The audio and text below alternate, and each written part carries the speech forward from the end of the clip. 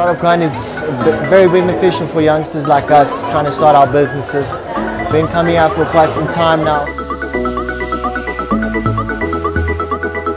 Startup Grind is a fantastic initiative for young emerging entrepreneurs to get to network, to get to meet each other and know each other, and it gives people a platform that they otherwise wouldn't have to get to network and find out about each other's businesses. It's a great platform for people who are starting up and also for people who want to grow in businesses and stuff. Welcome to Startup Grind. Give him a hand again.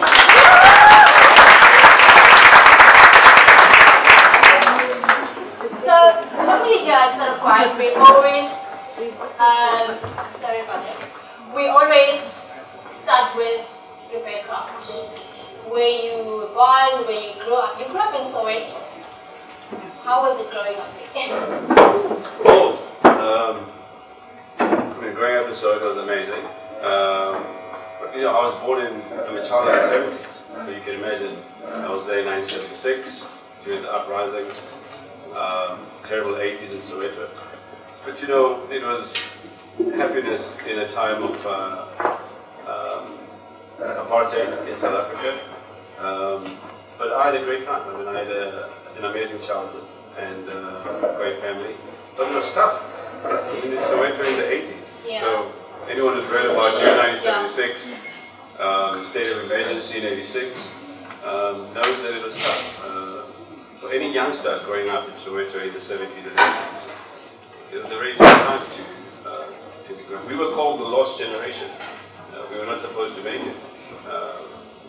Arrested in 85, young people throwing stones. So it was tough, but I have no regrets, and I had a happy childhood. Yeah.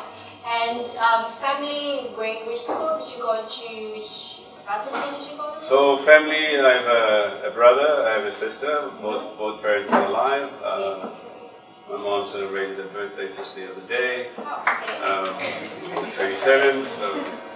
And I went to school most of my life in Soweto. I studied at the AAA School of Advertising, just up the road here in Rosebank.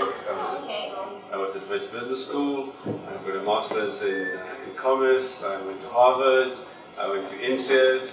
You want more? If there's more, you can. No, I've been privileged to be given the opportunities over the years, sponsored by the company that I work for, to study at some of the best institutions. So I was privileged to go to Wits. I was privileged to go to Harvard Business School. I was privileged to study at INSEAD, just outside of Paris. And I was privileged to be given the opportunity by the companies that I work for to be mentored and groomed when I was in corporate. Wow, amazing. We're going to talk more about Harvard later and all the other your educational background later. I don't know, you started your career in media. So you used to be a celebrity back in the day. He still is, right? Yeah. So you started your career at Metro FM, right? No. Wait. No, it's a myth, and I hope today I'll verify it. It's a myth. I was on the radio as a part-time DJ on a Saturday and Sunday.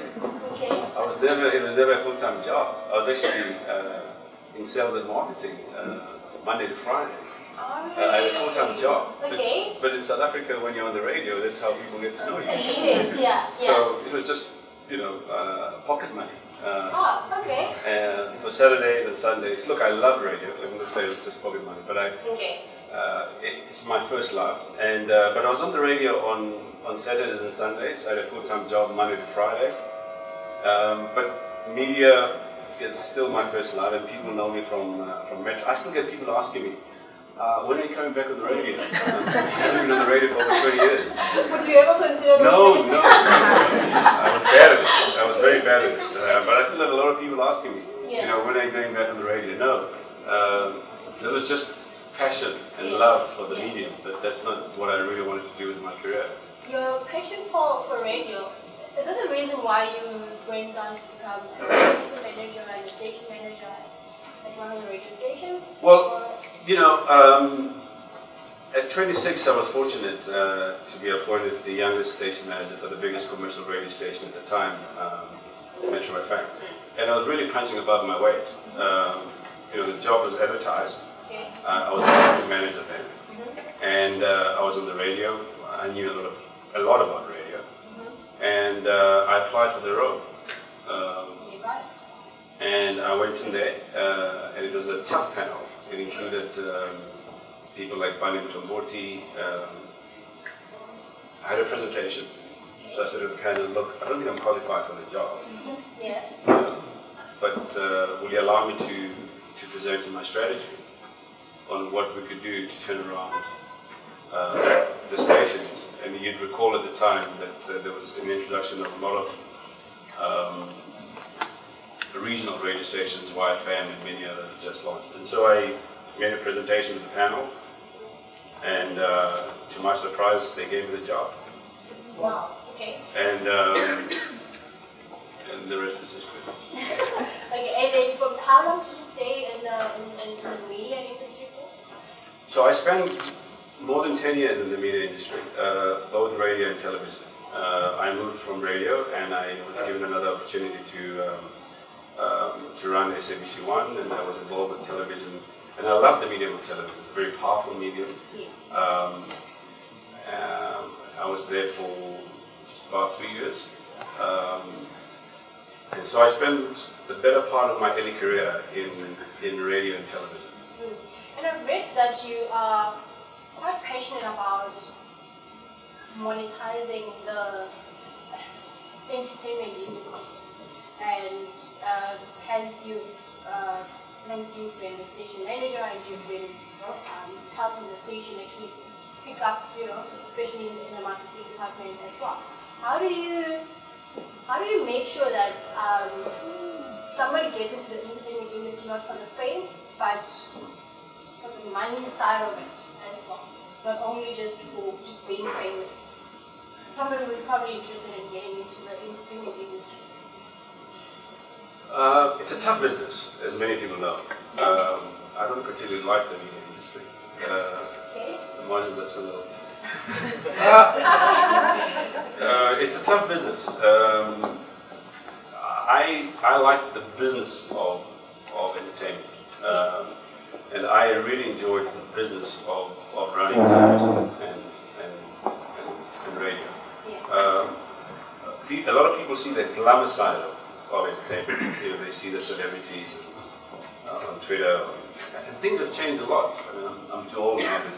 There's Twitter, there's Facebook, and the rest, and the digital media has taken over. But it's a tough business. The business side of running a radio station, a television network, a content business is very, very tough.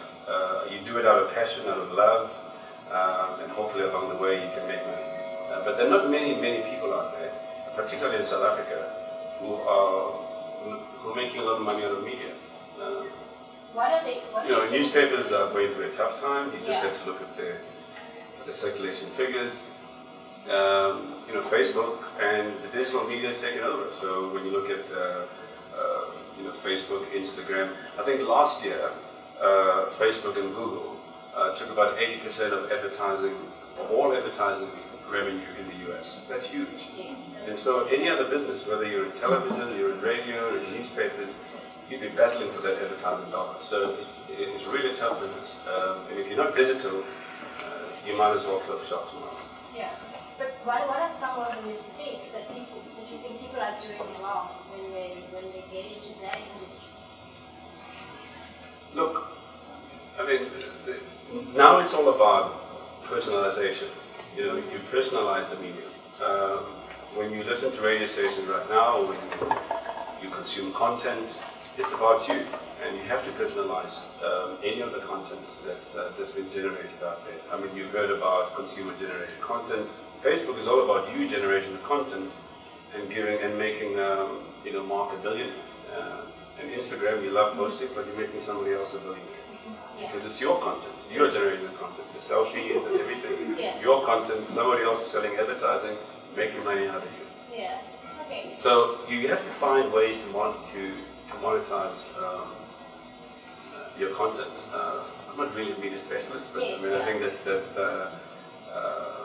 and you've got to be digital. I mean, everything is digital now, so you just have to look at the other businesses that don't have a digital strategy. They're struggling. Okay.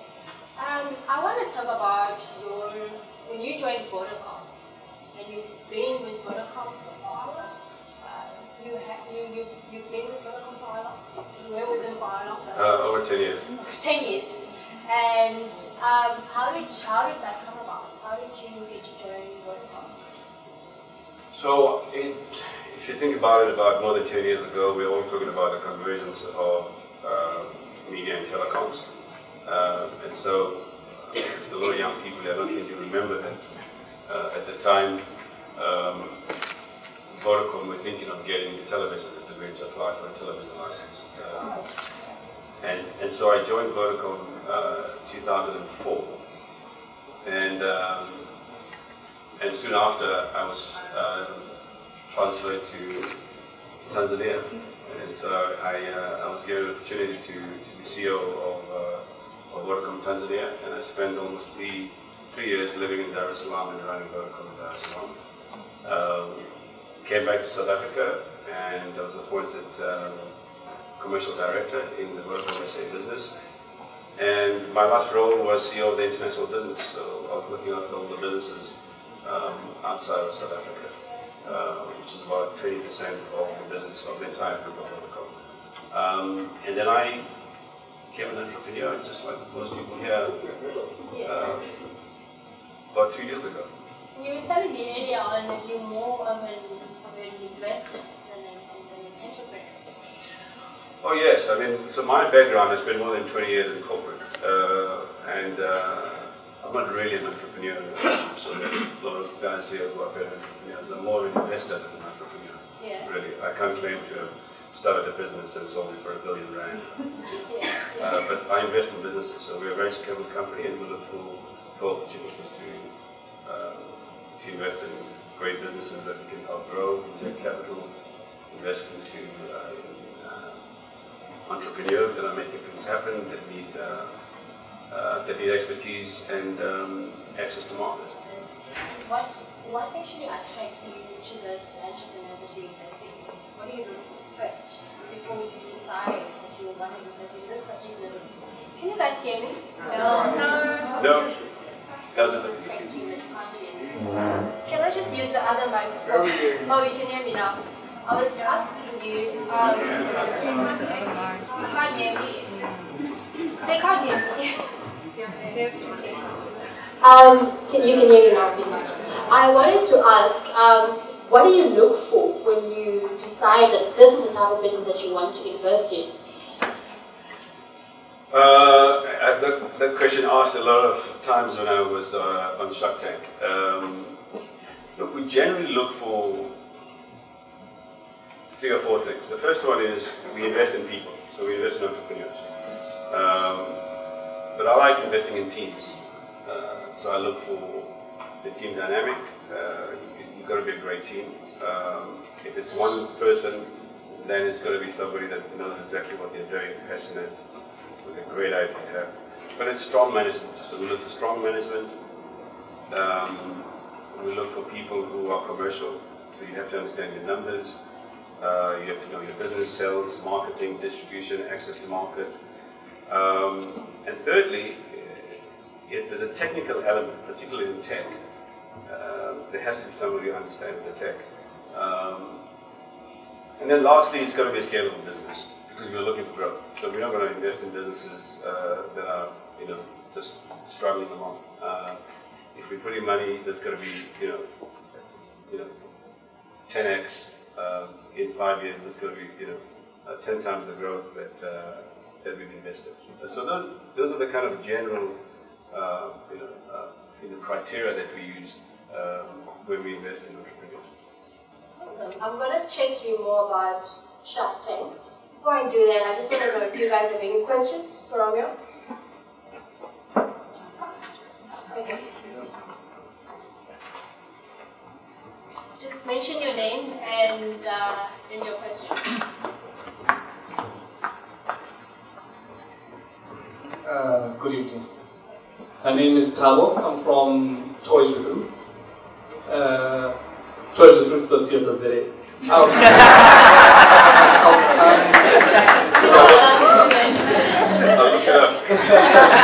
I wanted to ask, in line with the investing, when you do invest in a business, what's your involvement? I mean, do you guys want daily operations management or just an oversight as an investor?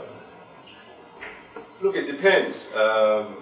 Generally, we don't have the bandwidth to get involved with just about every single business that we invest in. Of course, when you're a startup, you require a lot more involvement, holding hands in terms of expertise and skills, helping you with access to market.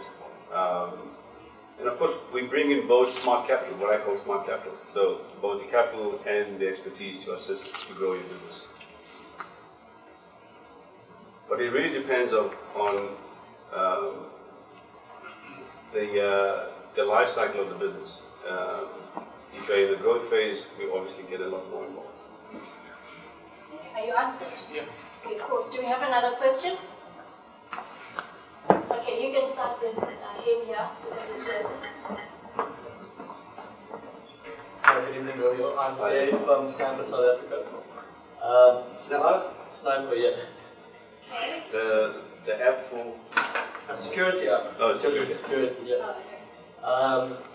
My question is with regards to your involvement in businesses within Africa. Do you get involved in a lot of businesses with African reach or African strategy rather?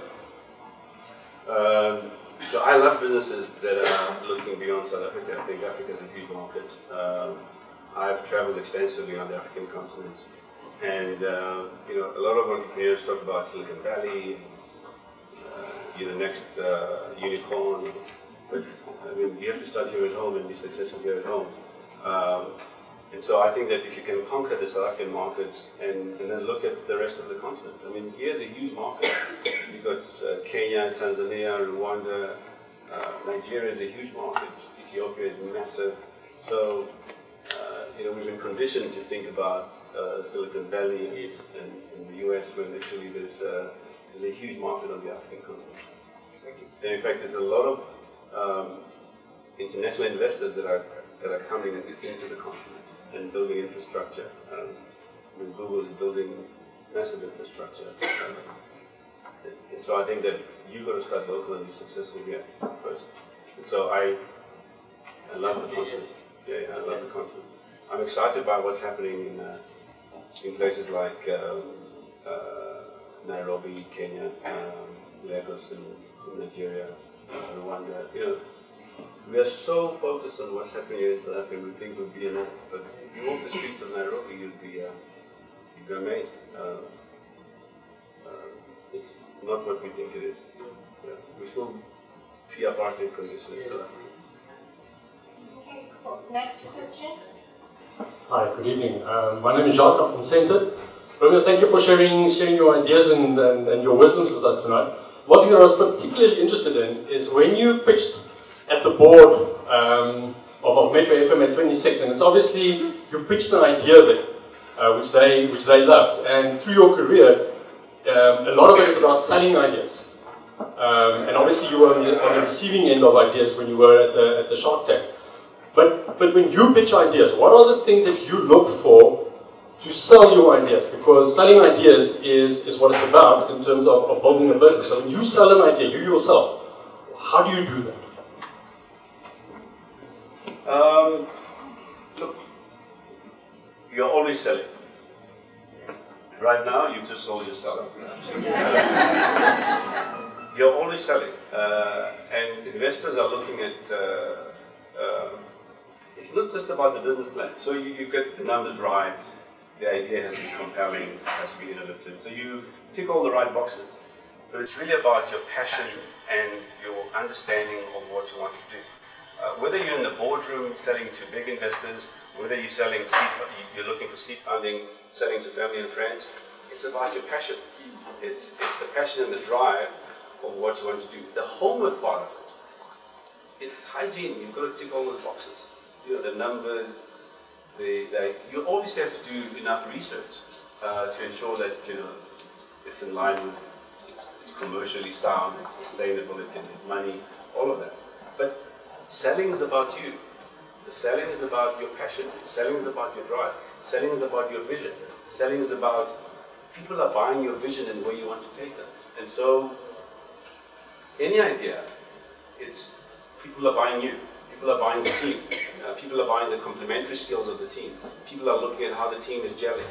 Do you have commercial skills? Do you have technical skills? Do you have the right financial skills? But it's about the team. It's about the entrepreneur. It's not about the idea. Sometimes it doesn't really happen. You change along the way. But it's the entrepreneur. It's the drive. Wow. Okay. Do we have another? You answered, right? Yeah, no, thank you. Did I? I've got one more meter on it, but thank you. I mean, you got to do your homework. You got to know what you're selling. You got to do the right numbers, and it depends. You're looking for seed funding. Are you looking for Series B funding? Are you at a growth phase? But the most important thing about selling is the person that's selling. I think that's clear. Can we move on to the next question? Yes? Hi Romeo, thanks for gracing us with your presence. My name is Felix, not quite from anywhere relevant just yet, but I'm getting there. So my question is more about numbers, and when someone is pitching to you, obviously every entrepreneur startup has their vision of what their cash flow and revenue would be. And I think that's a big thing sort of overlooked in startups, focusing on the idea and not figuring out the cash flow. So what are some of the things that convince you or that you look for that would assure you that the revenue or cash flow that they expect is actually going to be realized rather than it just being a pipe dream that they sort of pulled out from hope? Look, ideas are in abundance. Everyone's an idea. I meet people in corridors, in supermarkets, everyone's got an idea. But it's the ability and the discipline to execute that idea. And it's a process. So you've got to make sure that your business planning in terms of cash flow projections, do you have a contract? Have you spoken to clients? Have you sold to anybody? Have you sold anything? Have you researched whether that product, is there a market for that product? And how big is the market? And people always overestimate the market. They always tell you the world, the world is so many billion people. And I always say start small. If you can sell one product and someone can buy the product, that's a good start before you even come to me to ask me this, or to anybody. And a lot of entrepreneurs don't even need capital. They think they need capital. Everyone says I need money, but actually you don't always need money to start a business. You need to sell your idea, your product, your service. If someone is willing to buy it, and if someone is willing to pay for it, there's already a business there. But if it's just floating around with an idea and a great PowerPoint presentation, get by PowerPoint, big problem. And so even when you ask entrepreneurs, what kind of capital are you looking for? They don't know. They think they need, they want to sell you equity, but they just need working capital, which you can find ways of getting. And so most entrepreneurs will give equity easily in the beginning, at the beginning of their business, and then later on they regret it. It's just, you need to figure out what kind of help you need. You need working capital. Do you need debt, or do you actually need an equity transaction? These are questions that you have to battle with as an entrepreneur and get advice, and get the right advice from people like Startup Grind. Thank you. And others. Yeah. Do we have more questions? Can you please give me the mic? She's here in front. I have the mic. Okay, what is your name? I'm going to be very quick. It's Danny from Investor. Two questions quickly, Romeo. No, one question. It has to be one question. All right. So looking at your background and where you started, initially when you started, were you aware, looking at particularly education, that the road that you traveled, were you aware that you're prepping yourself to transition from corporate to CEO initially when you started, looking at, you went to Harvard and all that? And on top of that, and I just posted my second question in, when does an entrepreneur, how would you advise an entrepreneur if he's ready to take on board membership in a way, particularly, and I'm talking about external board membership, nothing within your own portfolio.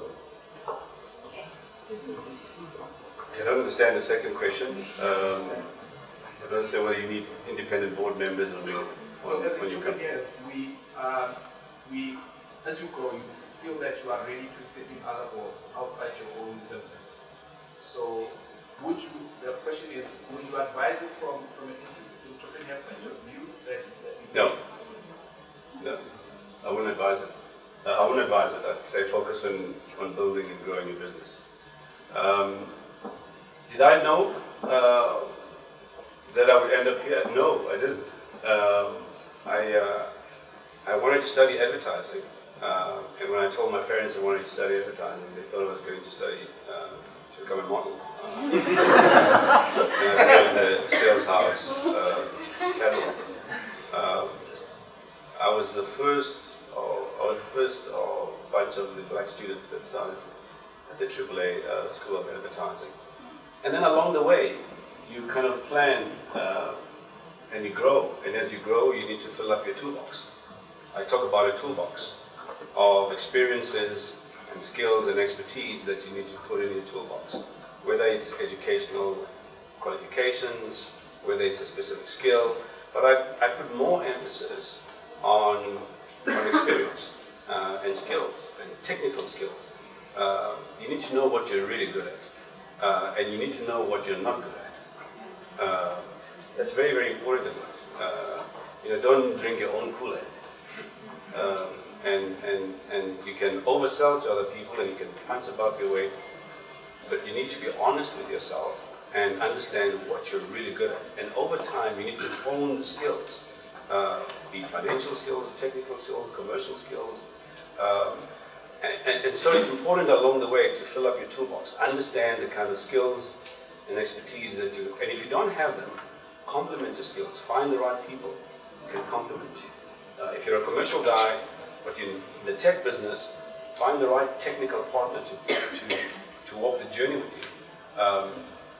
If you don't like numbers, you don't understand numbers, then find the right partner to walk the journey with you, who understands income statement, cash flow, how to use balance sheet, all of that, projections and all of that. So very, very, very important. So I didn't know that I'd be here,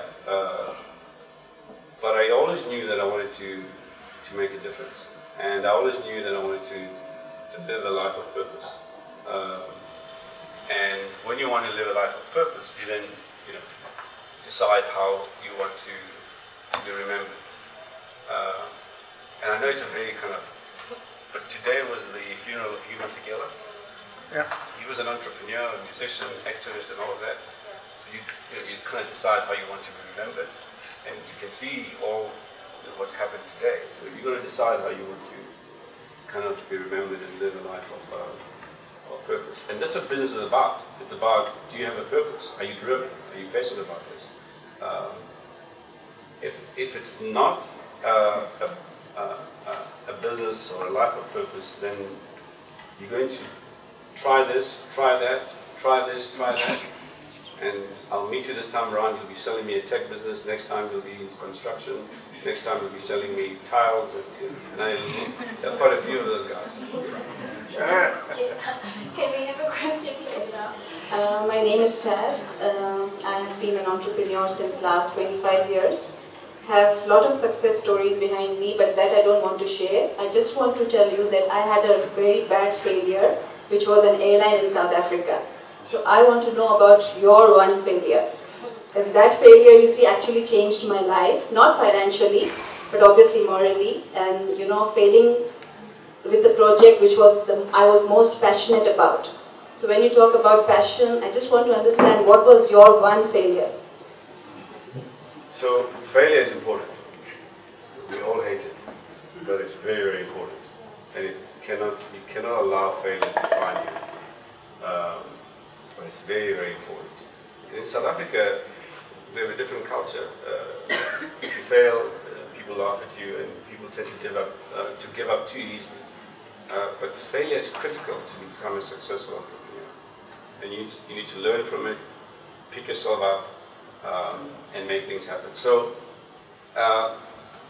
my big failure, my first failure, many moons ago, I invested in a spa supermarket.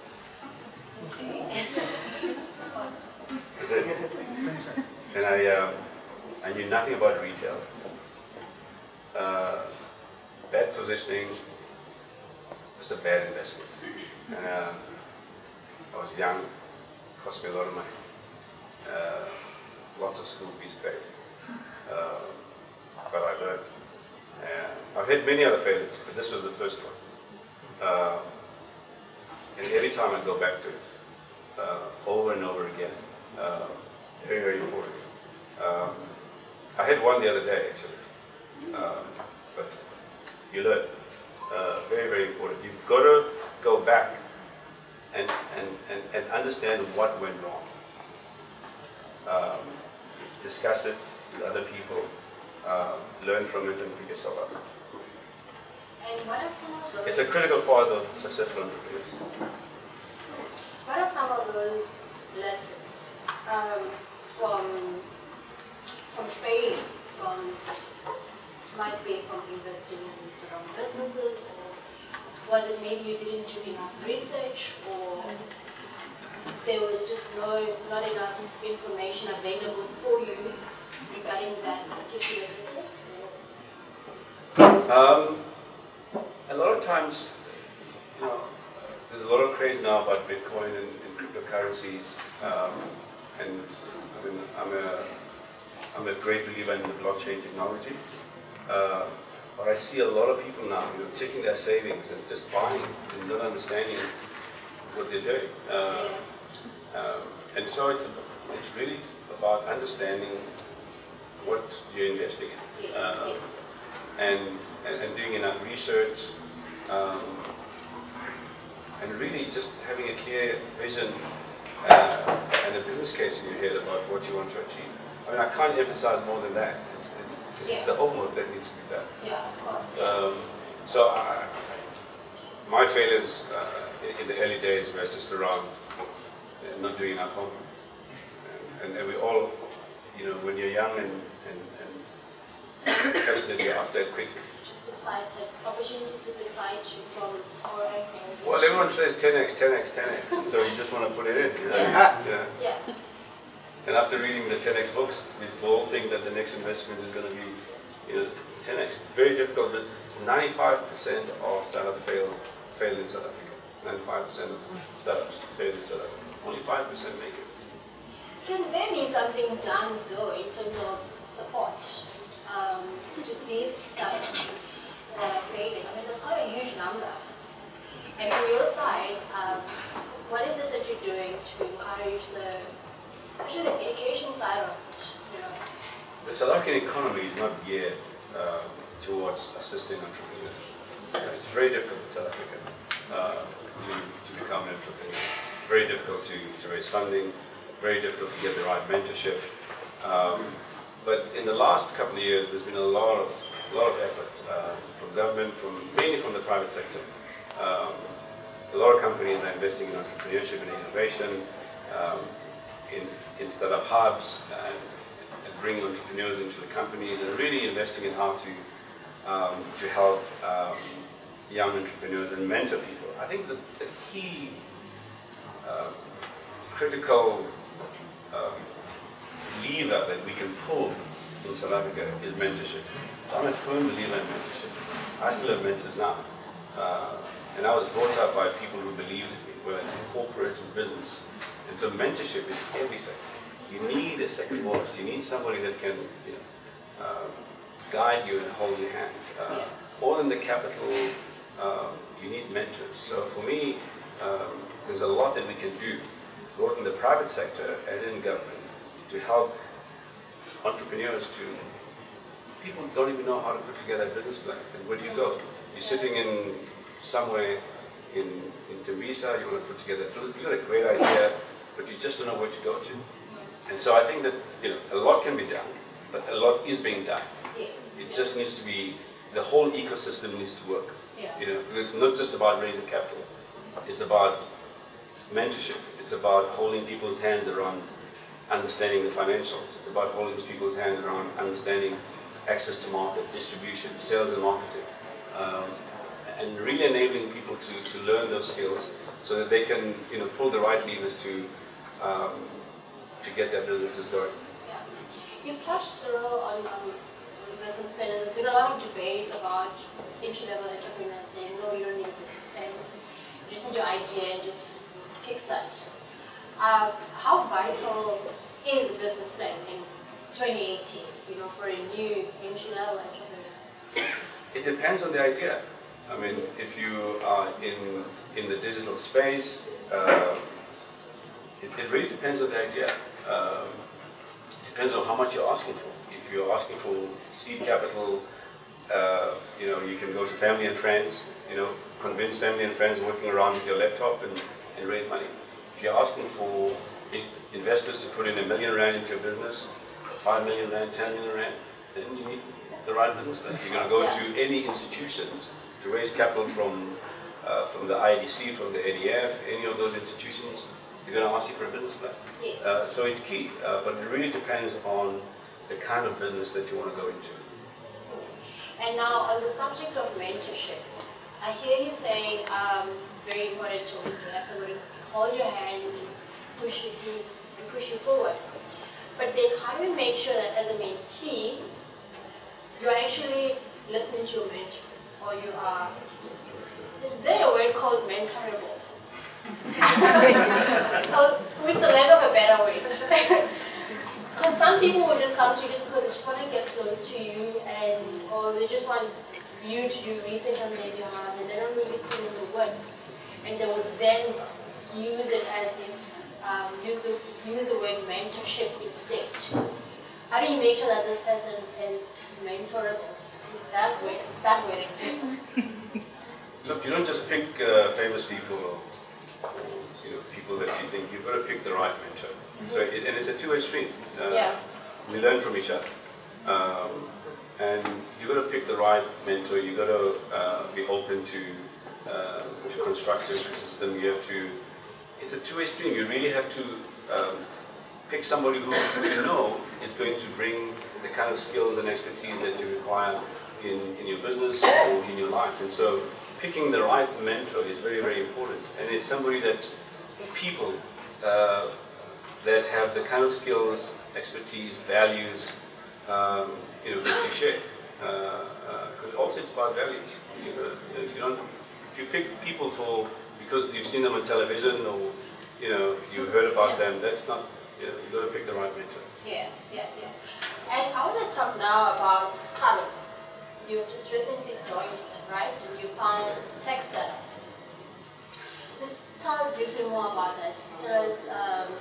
Well, Callan is previously was branded Grow Tech, so we've just rebranded to Callan, and it's really a VC 12J fund. We've got close to 100 billion, where we fund tech startups looking for growth. Okay. I serve on the board with Gil Spelling, Gil Avet, and pretty interesting the kind of businesses that we see. And then do you always just give them money, or is there other additional support that you give them? No, we don't just give money, and I don't think if you're just looking for money, you can go to a bank, you can go to institutions, but we give money and expertise, skills, help you to open new markets, and really hold your hand. But we're always looking for good management teams with business that have a moat, and of course good return on capital employed. Interesting. Now I want to touch a little bit on this year of family bank. How do you balance your own personal life and your business and your family as well? Is there such thing as balance? I don't think any entrepreneur here knows anything about balance. I mean, if anyone really can tell me that they know anything about balance. Yeah, I mean, it's what we strive. How do you make it work then? How do we, it's very difficult. I have a wife, 3 small children, 13-year-old, 6-year-old, and 4-year-old. She's a businesswoman in her own right. And we try, you try and balance. I run, so I get to keep a nice, healthy mind. And there's a lot of similarities in running marathons and in business. Yeah. But yeah, you have to try but it's important to keep it balanced. But talk to any entrepreneur, but balance is very few. But it's very, very important. Do we have 2 more questions for you? Oh my God. Okay. I'm going to take her.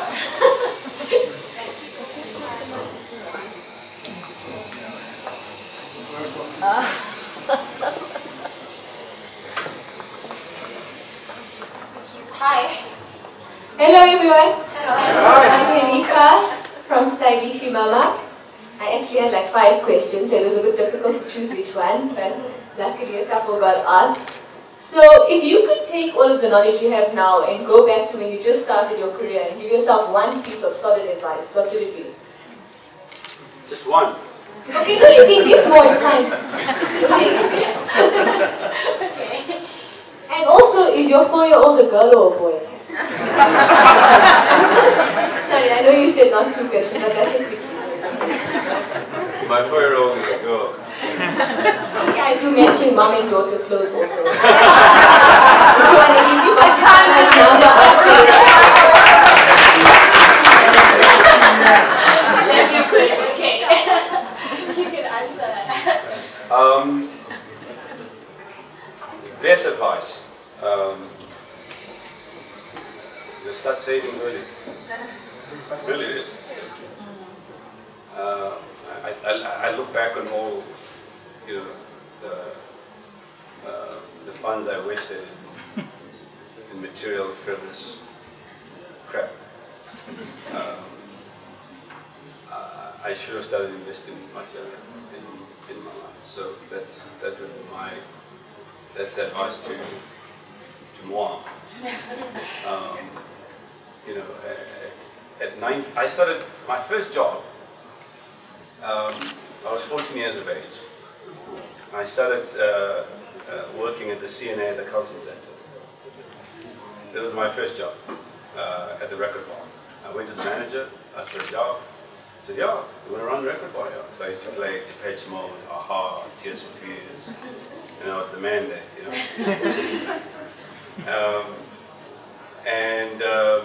and then my mom got me a job at a Pick and Pay packing out in Mondio. It was hard, man. Next time you see all those groceries at a Pick and Pay, have respect for the people who are packing them, going in. But I think it's more automated now, but it was hard. And next job, these are student jobs, but they're important. I was a waiter at a Pizza Hut in Hillbrow. Of course, Hillbrow was different. But I loved that job. It's the first job that taught me how to sell. It was the first time that Pizza Hut in Hillbrow accepted a student, part-time. So I was a part-time waiter. All the other waiters were full-time waiters. So I was working on a com, as a student. So the first time I had to kind of sell myself to people coming at the door. So I used to look at the families coming in, think, okay, they can pay better tips. Let me go. And I used to knock off at night. My friends used to come there at 11 o'clock to come and pick up a pizza because I was entitled to pizza every night. I hated it. But I had a great time. And my manager at a Pizza Hut in Hillbrow was Beth. I don't know why she hired me, because I don't think she liked me. She was always shouting at me. And she was always going, I don't think she even knew my name. She was, this student, this student. And I loved it, because I learned my first selling skills. It's an important job. And then of course I was in telesales. I did a whole lot of other part-time jobs as a student. But it taught me the value of money. I didn't invest it. And my parents really encouraged it early on to work part-time as a student. And so I think it's very, very important that you learn selling skills. Because whatever you do, you're selling. Whether you're presenting to investors, your results, you're presenting to the board, you are the CEO of Apple, you're launching the new Apple iPhone, you are Mark Zuckerberg, you're talking to the new feature on Facebook, you are selling. And if you can't sell, you shouldn't be around. Do you think, though, that it's vital? Because some entrepreneurs are good at making the product and they don't have the selling skills. So do you think it's vital for every entrepreneur to learn how to sell? No, you need the complementary skills. Okay. Somebody in your team needs to know how to sell. Okay. So you have technical boffins sitting in the back making the software, and somebody in your team needs to know how to go out there and market and sell your product. Very, very important. Yes. Yeah. No, that's good. Okay, we're gonna take one more question. Yeah. Go ahead. You don't have to run. Speak louder. If you really want to ask a question, you can speak louder. Hi everybody, can you all hear me? Yeah, I'm gonna come this side. Guys, you're confusing me now. Hi everybody. My name is Patrick. I'm an entrepreneur. I've been all my life. The most challenging route one can choose. Now, my question to you is, would you assist or would you invest in a wounded lion? and I knew you were going to laugh at this one. You spoke about the challenges that are national challenges. But at the end of the day, those challenges are affecting entrepreneurs. And those are the people that are supposed to employ, the people that we say are not employed. And I work now in my company called Premier Consulting, where I'm assisting small businesses as well, using the history and the experience that I've gained in my life to move them from inception into prosperity. And that is a long journey. I first have to deal with the mentality of the entrepreneur himself or herself. I have to move into where the challenges in the business are, if I can give my advice and perhaps a mentorship as well. And what I find is so many of, especially people of my age and above, are wounded lions. The banks don't like you, you're probably blacklisted. Whenever you're going to pitch your idea, the challenges, but you've got this bad history in your life. And I feel that makes people to not see the quality of the experience you have gained out of those wounds. Would you invest in such a lion? Thank you. I mean, we all come from the school of hard knocks. You know, I mean, you fall, you pick yourself up. And of course, there's a certain history in this country. And we know the history in this country. And given that not all of us come from privilege, there is history of blacklisting, you know, the Edgar's account that wasn't paid 20 years ago, the criminal record of something, you know, some 500 rand that wasn't, you know, whatever. Entrepreneurship is not about looking at it, it's about overcoming those challenges. So, you know, would I check your record in terms of blacklisting? We obviously do the necessary checks. Banks will do that if you ask them for funding, but that can't hold you back. I mean, nothing should hold you back. And so I just think that you've got to find a way of overcoming your challenges and not letting your past really define the person that you want to become. I know it's very difficult, it's hard. I mean, you know, I've met entrepreneurs who are in the valley of death, what I call the valley of death. So, you know, when you run Comrades Marathon, I've done 2 Comrades marathons, hoping to do another one this year. When you get to about 70 Ks, anyone who's run Comrades, yeah? I wish. So you know what I'm talking about. Yeah. When you get to, before you even get to polish shorts, when you get, there's a valley of death, and some people experience it at 65 Ks. So that determines whether you're going to finish or not. At about 65, 75 Ks, it's when the rubber hits the road. You know what I'm talking about? Yeah. It's just this wall. You just hit the wall. And remember, you've trained a whole year. You've trained you've woken up at 4 o'clock in the morning. All the training, the effort to be there, and the discipline to get up every morning. And it's about 65, 75 K. You just hit a wall, and it all comes down to, am I going to pick myself up out of this valley of death and kind of make it? Ask anybody who's run Comrades, man, and they'll tell you. There's a point where it's about just, and once you get over, runners are crazy people. They are. Just like entrepreneurs. Yeah. There's something is going to be kind of, to be an entrepreneur. I mean, look at you guys are here tonight. You should be at home with your families. And runners the same. At 4 o'clock in the morning, they're busy running around the streets of South Africa training for Comrades. When you get to the valley of death, you have to pick yourself up. And it's about that motivation of, what did I sign up for? What did I sign up to achieve? You've got to see the dream, you've got to see the, and someone was asking me, so what do you see in your head? I see the medal, I see the sub-9 medal, I see the Bill Rowan, I see myself getting into the stadium and shouting, and I see people screaming, and I think about the motivation of, why did I sign up?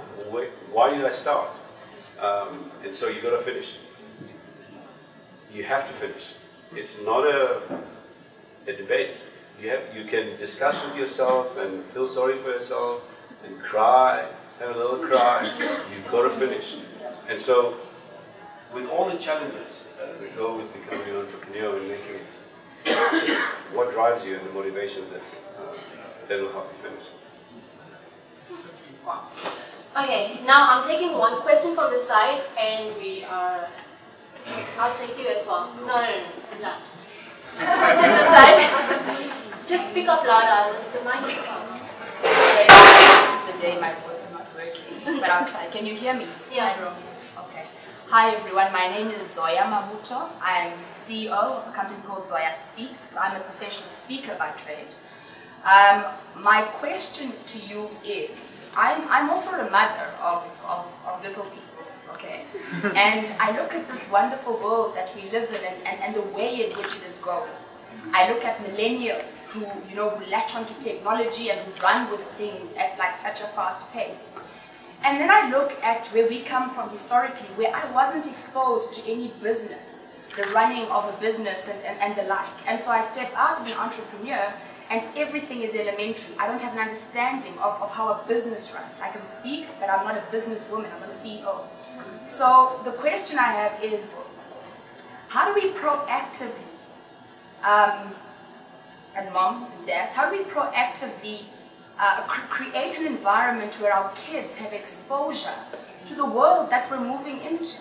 That it doesn't happen that my child is now 25 or 30 years old, decides I want to pursue entrepreneurship, and it's starting from the base again.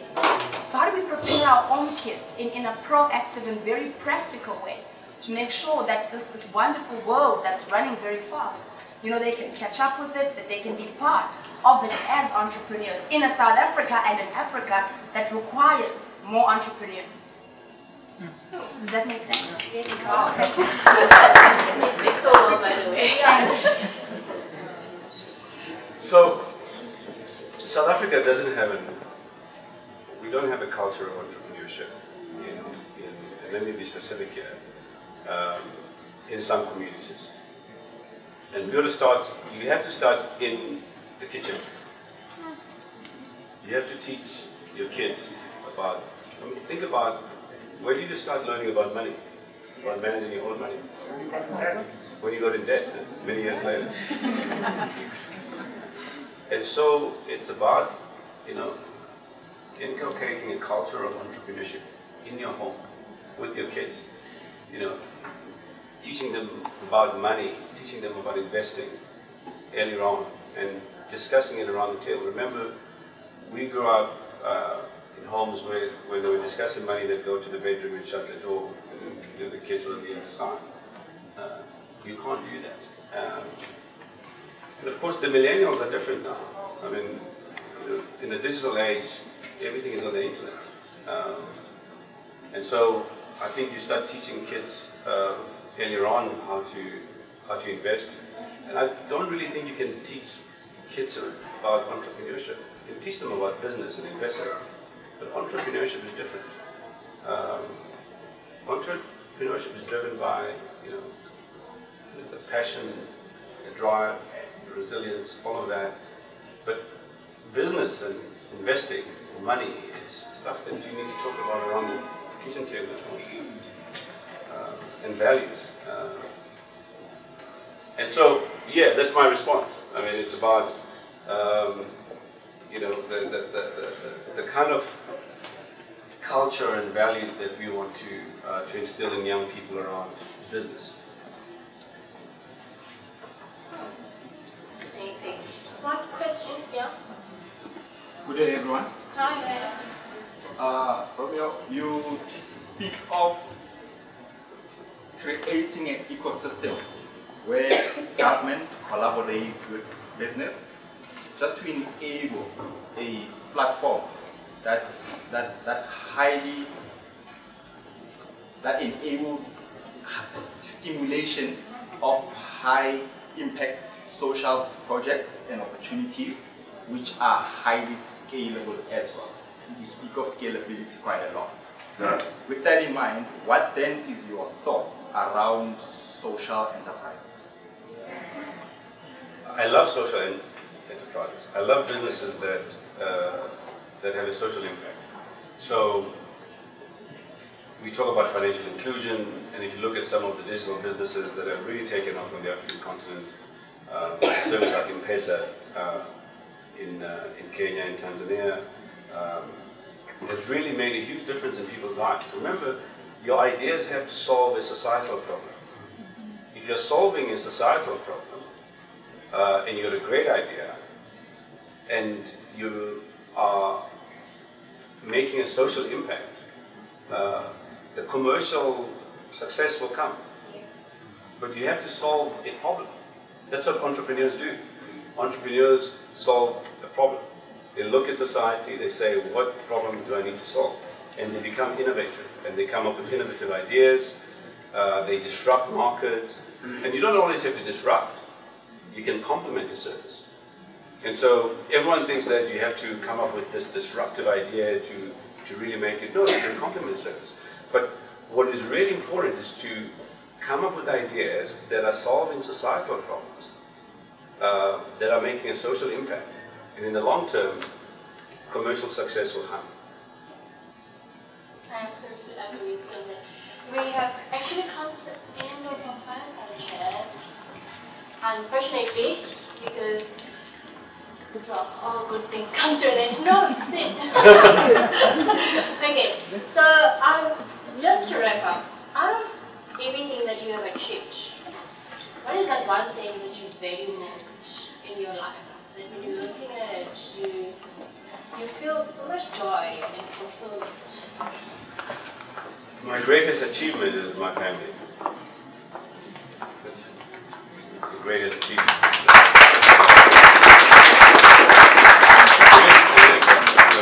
That's my greatest achievement.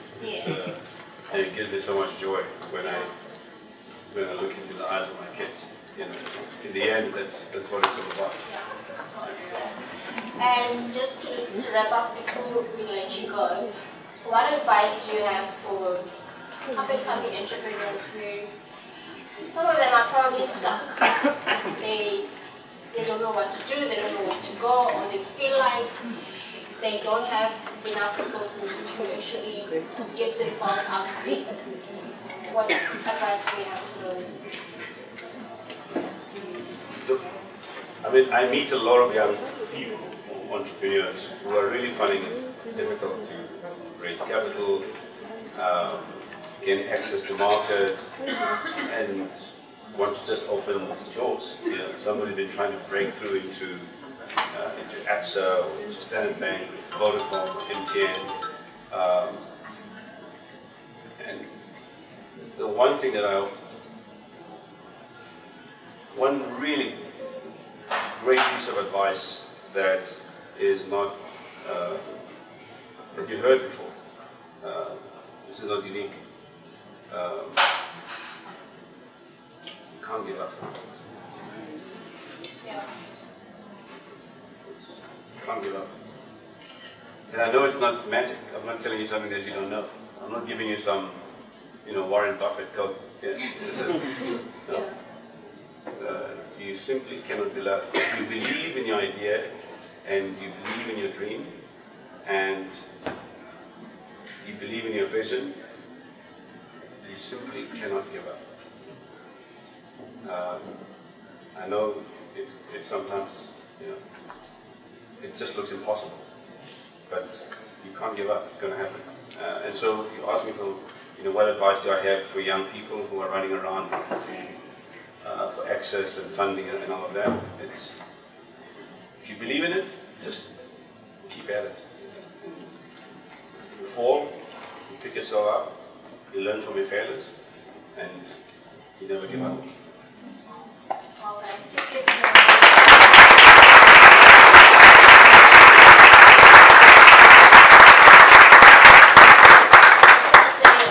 on behalf of Startup Run, the whole team, and everyone who's here, thank you so much for joining us.